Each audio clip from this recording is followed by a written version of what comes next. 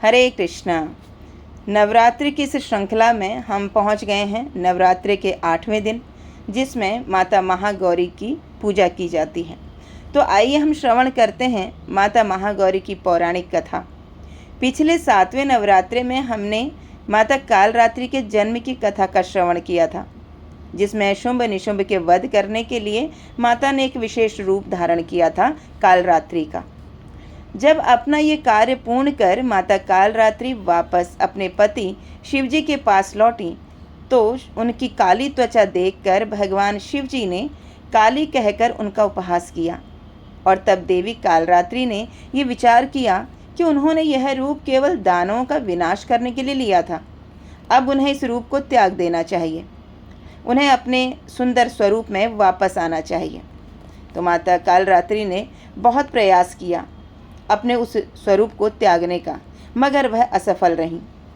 तब उन्होंने ब्रह्मा जी की तपस्या करनी आरंभ की ताकि वे उन्हें कुछ उपाय बताएं। ब्रह्मा जी कालरात्रि की तपस्या से प्रसन्न हुए और उन्होंने कहा कि तुम्हें मानसरोवर झील में जाकर स्नान करना चाहिए। ऐसा करने से तुम्हारी पूर्व दिवस जो शारीरिक कांति थी वो वापस आ जाएगी। ऐसा करने से माता कालरात्रि पुनः अपने पूर्व स्वरूप में वापस आ गई। उनका नाम पड़ा कौशिकी। एक बार देवी कौशिकी ने एक पवित्र नदी में स्नान किया, इसके कारण उनकी त्वचा और अधिक तेजस्वी हो गई। अब उनका नाम पड़ा महागौरी।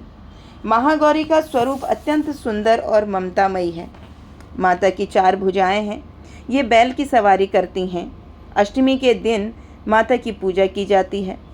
माता ने शिवजी को पति रूप में पाने के लिए अत्यंत कठोर तपस्या की थी। नारद पंचरात्र में बताया गया है कि माता ने ये प्रतिज्ञा ली थी कि शिवजी के अलावा उनका कोई वरण नहीं कर सकता। गोस्वामी तुलसीदास के अनुसार भी माता गौरी की शक्ति अमोघ है, वह तुरंत फलदायिनी है। पुराणों में माता गौरी का प्रचुर व्याख्यान किया गया है।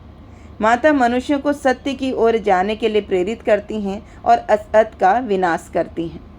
आज नवरात्रि के 8वें दिन माता महागौरी से हम यही प्रार्थना करते हैं कि हमें भगवान श्री कृष्ण की शुद्ध और प्रेममयी भक्ति प्रदान करें, जिससे हम इस भौतिक संसार रूपी दुर्ग से निकलकर जन्म मृत्यु के चक्र से मुक्त हो पाएं और अपने परम भगवान श्री कृष्ण के घर वापस जाएं। हमें माता दुर्गा से उन्हीं की तरह भगवान की सेवा के लिए, भगवान की प्रेम भक्ति के लिए निष्ठा की याचना करनी चाहिए। जिस प्रकार से दुर्गा देवी आज भी माता पहाड़ों में वैष्णो देवी के नाम से विख्यात हैं, वो वैष्णवी जो भगवान श्री कृष्ण की भक्ति में लीन हैं, उनकी आराधना करती हैं, उसी तरीके से हमें भी इस भौतिक संसार की वस्तुओं से विरक्त करके भगवान की आसक्ति में हमें प्रदान करें, भगवान की भक्ति हमें प्रदान करें।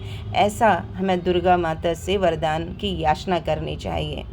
तो माता रानी ये देने में हमें सक्षम है, क्योंकि वो स्वयं एक वैष्णवी हैं और वो भगवान की भक्ति में निरंतर रत रहती हैं। हरे कृष्णा।